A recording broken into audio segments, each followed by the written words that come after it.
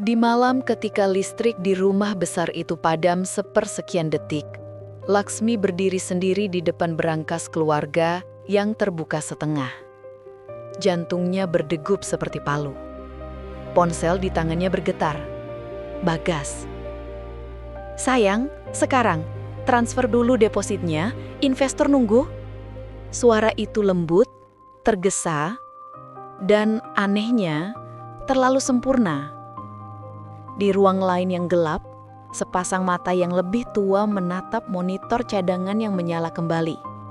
Ibu Sri, 65 tahun, rambut perak disanggul rapi, menyelipkan kunci kecil ke dalam saku kebaya.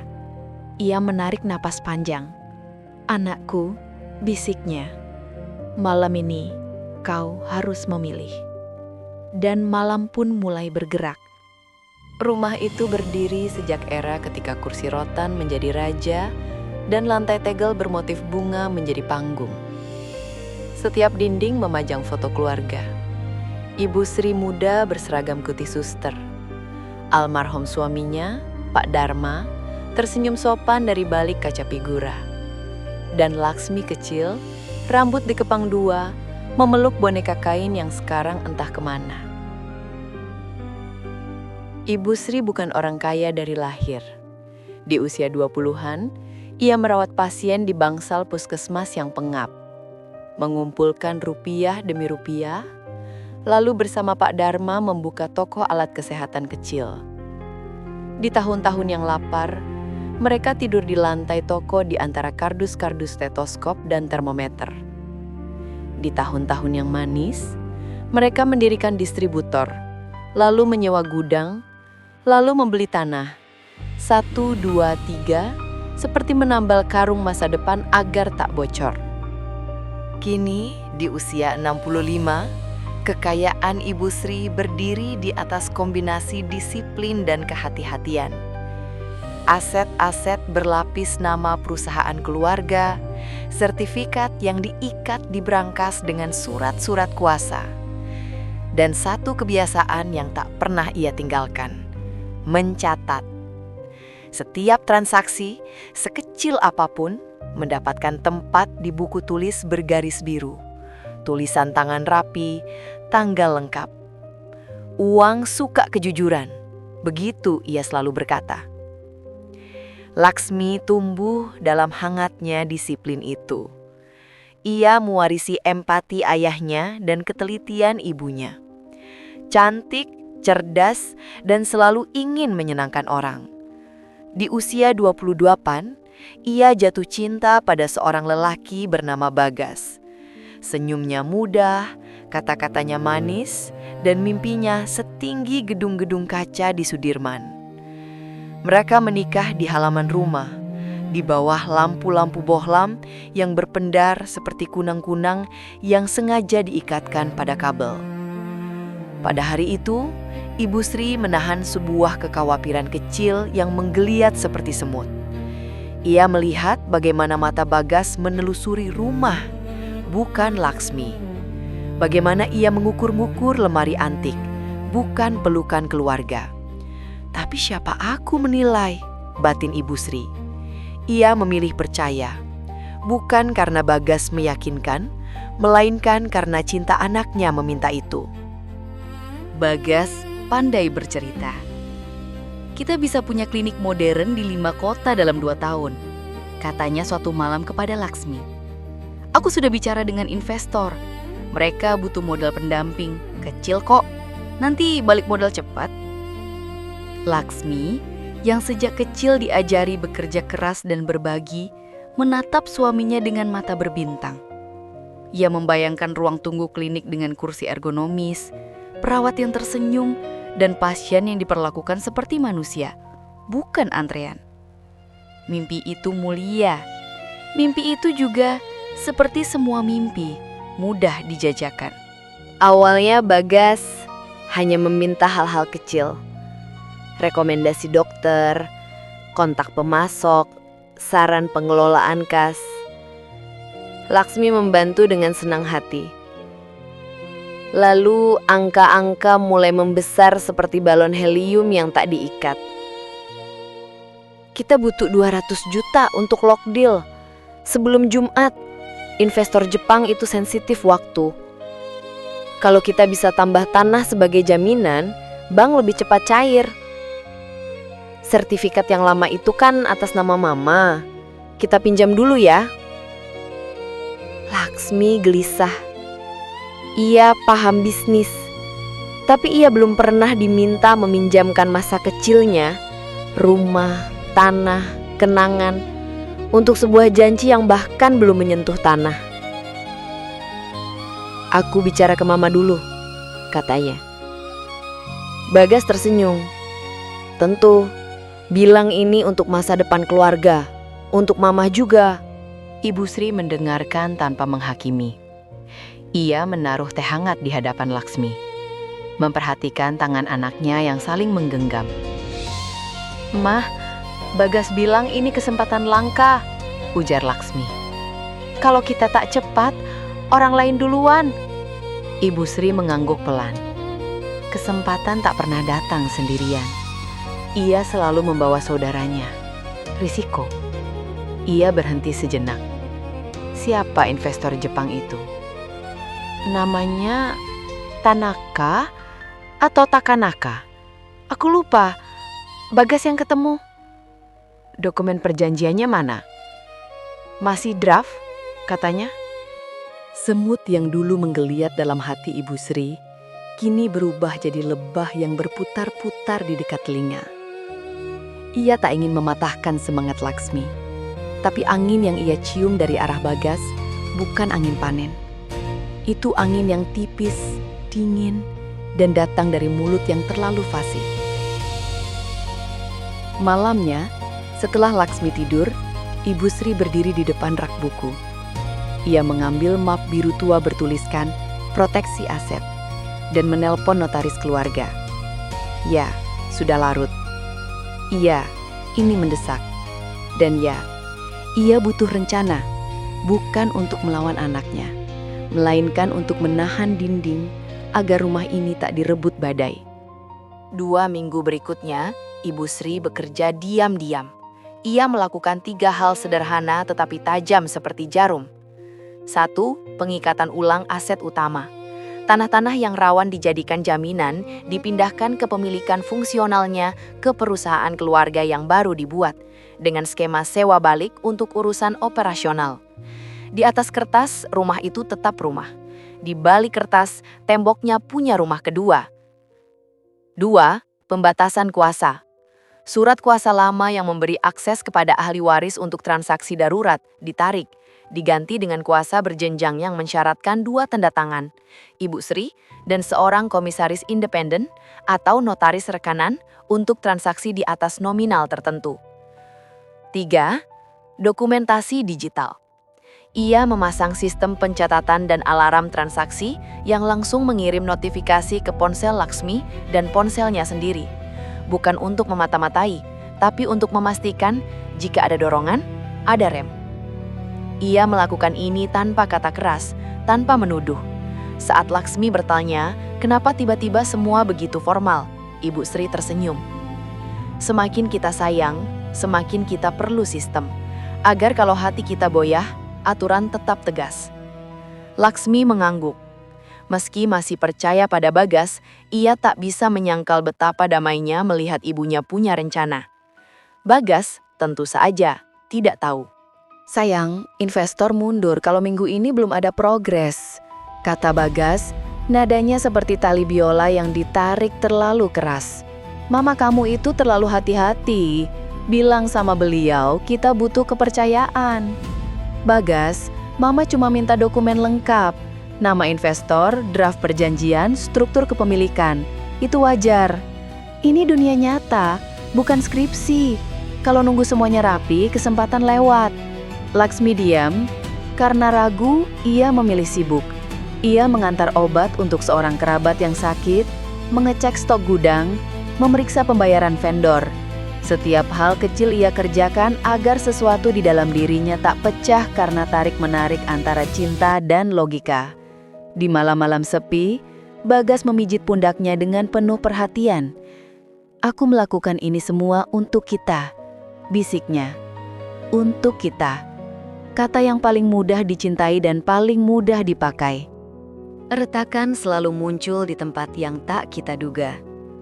Bagi Laksmi, retakan itu datang lewat pesan singkat dari seorang kenalan lama. Dito, yang bekerja di perusahaan konsultan. Laks, hati-hati sama proyek klinik yang katanya ada investor Jepang. Kami dapat beberapa keluhan perusahaan di bawah-bawah namanya.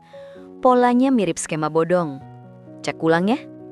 Darah Laksmi mengalir lebih cepat.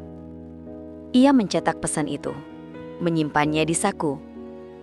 Ia ingin menunjukkannya pada Bagas, sekaligus takut.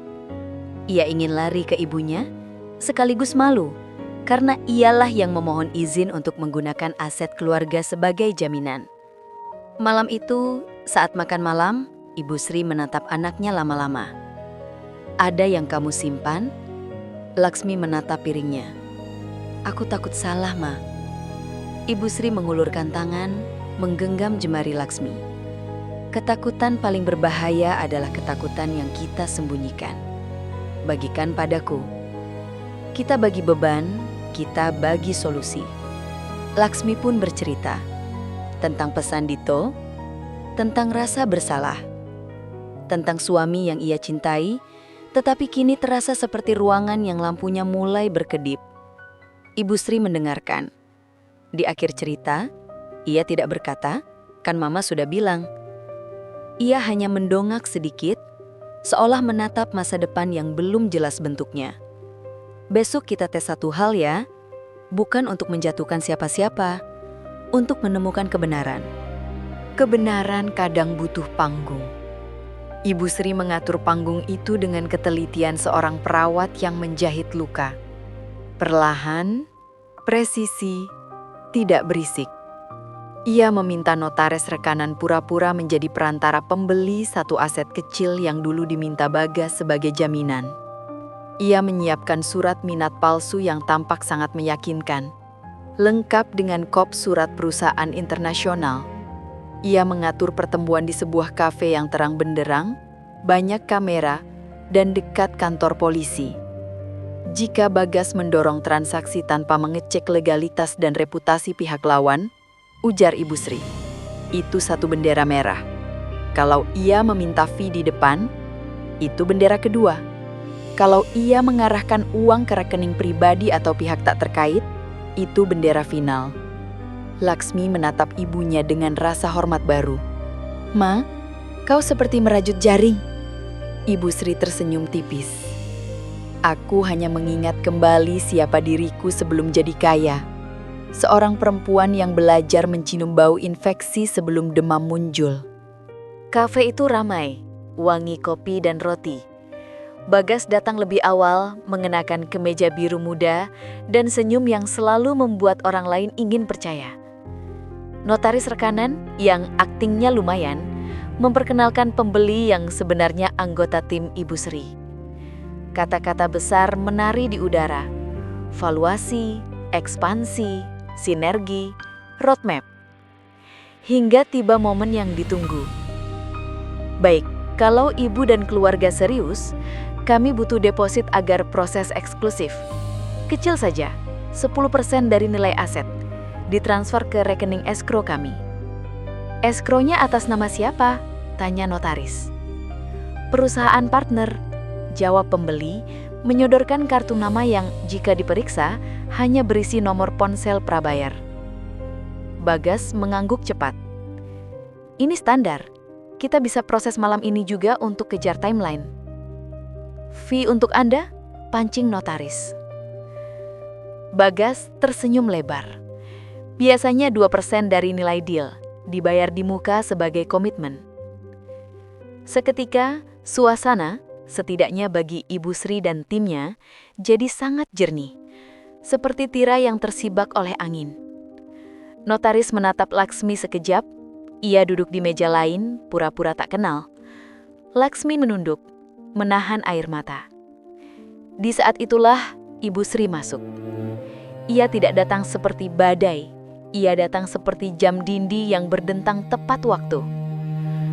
Permisi, katanya halus, berdiri di sisi meja. Boleh saya ikut duduk? Bagas kaget. Ibu? Duduk, Gas. Suara Ibu Sri ringan, tapi ada baja di dalamnya. Ia menaruh sebuah map di meja. Ini ringkasan hasil pengecekan kami 2 minggu ini. Ia membuka halaman demi halaman. Nomor perusahaan fiktif, daftar rekening yang pernah digunakan untuk menampung dana korban, nama-nama partner yang berganti tiap bulan. Lalu ia menatap Bagas. Kalau ini salah, bantah dengan dokumen. Kalau benar, berhenti sekarang juga. Keheningan menebal. Bagas mengerjap, bibirnya sedikit terbuka, seolah kata-kata yang biasa meluncur kali ini tersangkut di tenggorokan. Terima kasih atas waktunya, kata Ibu Sri kepada pembeli dan notaris. Saya rasa pertemuan ini selesai. Para aktor bangkit, berpamitan. Mereka meninggalkan 3 orang di meja. Seorang ibu, seorang anak, dan seorang lelaki yang tiba-tiba terlihat lebih kecil dari kursinya. Malam itu Bagas mengamuk. Bukan dengan teriakan, melainkan dengan kalimat-kalimat yang dibuat agar menusuk rasa bersalah. Kau tak percaya padaku. Kau selalu jadi anak mama. Kau membunuh mimpiku. Laksmi menangis. Ia ingin memeluk, tapi juga ingin menampar. Ia ingin menyerah, tapi juga ingin bertahan. Kalau mimpimu sehat, ia tak akan mati hanya karena diminta transparan. Bagas membanting kunci mobil ke meja. Besok aku urus sendiri, tanpa kalian. Ia keluar, pintu terbanting. Laksmi gemetar. Ibu Sri mendekat, merangkul anaknya. Menangislah, katanya. Air mata bukan tanda kalah. Ia hanya cara tubuh mengurangi panas. Mereka duduk lama tanpa bicara. Ketika akhirnya Laksmi tertidur di sofa, Ibu Sri menatap layar ponselnya. Alarm transaksi yang ia pasang berbunyi. Rekening bersama yang dulu pernah dibuat untuk proyek mengirim notifikasi adanya permintaan akses dari perangkat baru. Ibu Sri diam. Ia bangkit, mengambil kunci brankas, menutupnya rapat, memutar kombinasi, dan untuk pertama kalinya sejak suaminya meninggal, mengunci rumah dari dalam. Pagi membawa kejernihan yang tak selalu ramah, tetapi selalu adil. Laksmi bangun dengan kepala berat. Di meja makan, ada bubur ayam dan 2 gelas teh hangat. Bagaimana kalau aku salah? Tanya Laksmi. Bagaimana kalau semua ini hanya salah paham, dan aku menghancurkan pernikahanku sendiri dengan kecurigaan? Ibu Sri mengaduk teh. Kecurigaan yang beralasan namanya kewaspadaan. Kita tak menghukum. Kita hanya menahan agar yang beresiko tak merusak semua. Ponsel Laksmi bergetar. Bagas, aku butuh tanda tanganmu untuk jual aset Cempaka. Pembeli sudah ada. Aku kirim lokasinya. Datang sekarang. Laksmi mematung.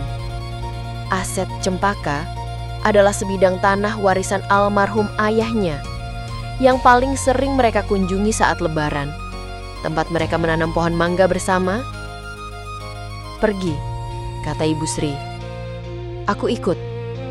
Alamat yang dikirim Bagas membawa mereka ke sebuah ruko yang disulap jadi kantor notaris. Tulisan papan namanya meyakinkan.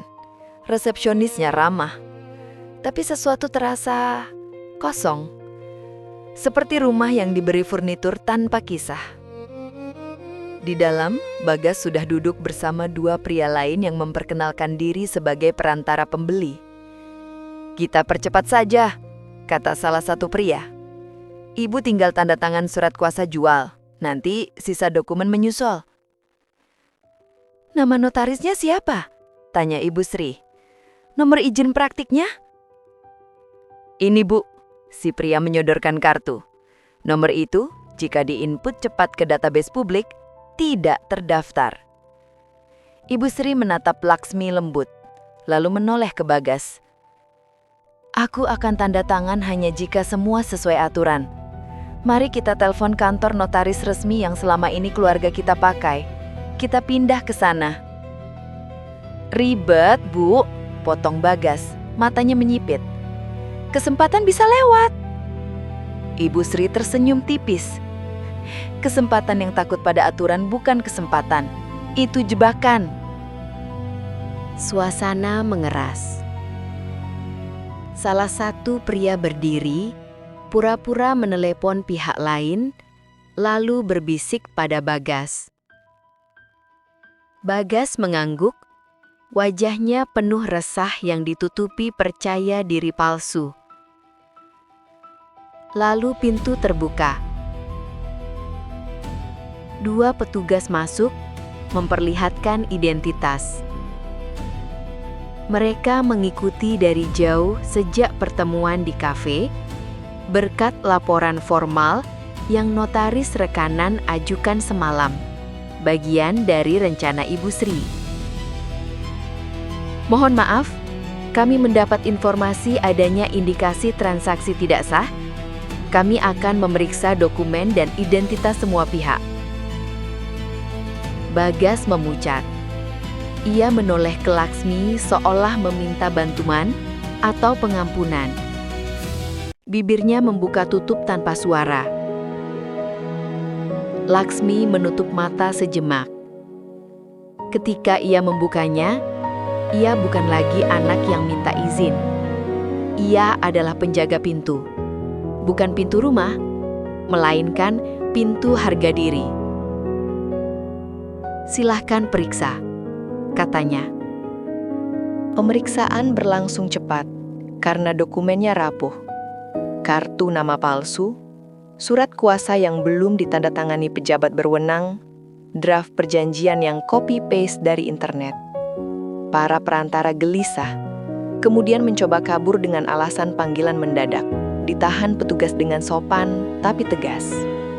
Bagas tetap di kursinya. Kemeja biru kini basah di punggung. Ini salah paham, katanya pelan.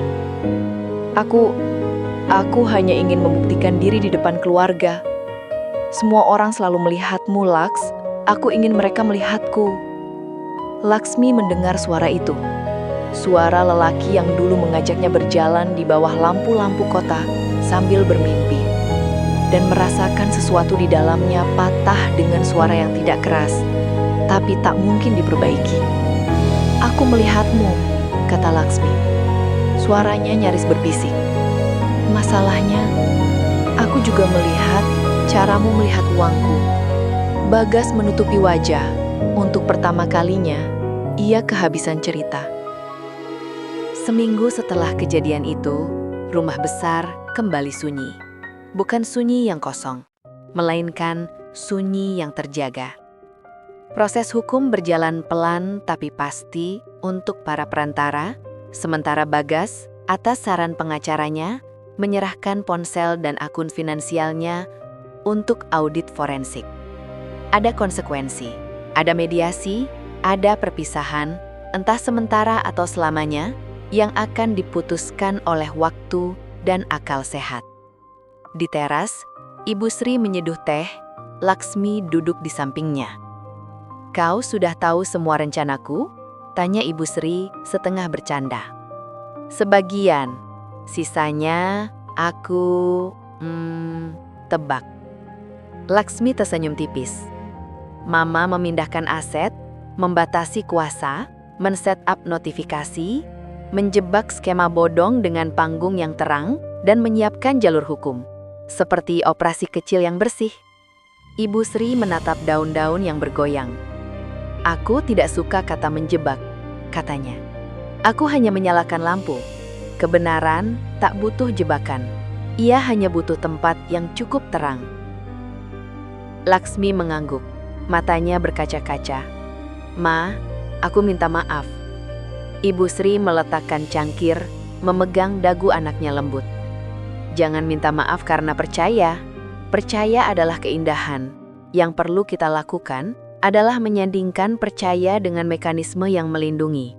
Cinta boleh tanpa syarat, transaksi harus bersyarat." Mereka tertawa kecil. Kalimat itu akan jadi lelucon keluarga baru. Cinta boleh tanpa syarat, transaksi bersyarat.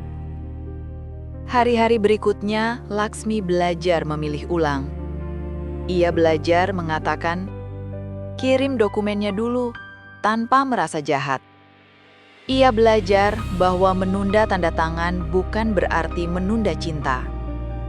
Ia belajar bahwa mempertahankan aset keluarga bukan sikap pelit, melainkan sikap dewasa. Ia juga belajar menatap suaminya tanpa ilusi. Mereka melakukan sesi konseling, sebuah upaya yang berharga meski tak selalu berhasil. Bagas mengakui hutang-hutang kecil yang ia sembunyikan, kemitraan yang sebenarnya bualan, dan rasa inferior yang mendorongnya lebih keras ke arah yang salah. "Aku ingin kau bangga," kata Bagas di salah satu sesi. "Tetapi, aku mengambil jalan pintas." "Jalan pintas seringnya menuju tebing," jawab konselor lembut. Keputusan besar tak dibuat di ruang konseling, melainkan di hati Laksmi sendiri. Ia memutuskan untuk mendukung rencana ibunya sepenuhnya. Jika pernikahannya bertahan, itu karena Bagas jadi orang baru, bukan karena keluarga harus menjadi korban lama. Ganjaran bukan selalu hukuman penjara atau kekalahan publik. Kadang, ganjaran adalah kehidupan yang menuntut kita membayar kesalahan dengan kejujuran yang menyakitkan. Para perantara yang terlibat ditangani sesuai hukum, membuka jalur bagi pihak berwajib untuk mengungkap jaringan serupa. Nama keluarga Laksmi bersih karena transaksi tak pernah terjadi, dokumen tak pernah sah. Bagas atas kesepakatan mediasi mengembalikan semua akses, menandatangani pernyataan tak akan lagi mendekati aset keluarga tanpa prosedur, dan yang paling berat, meminta maaf langsung pada Ibu Sri. Permintaan maaf itu berlangsung di ruang tamu di bawah foto-foto masa lalu. "Bu," kata Bagas menunduk, "saya minta maaf." Ibu Sri menatapnya lama, bukan untuk membuatnya kecil, melainkan untuk memastikan kata-kata itu masuk ke tempat yang tepat, bukan sekedar melewati udara. "Anak muda," katanya akhirnya, suaranya bening.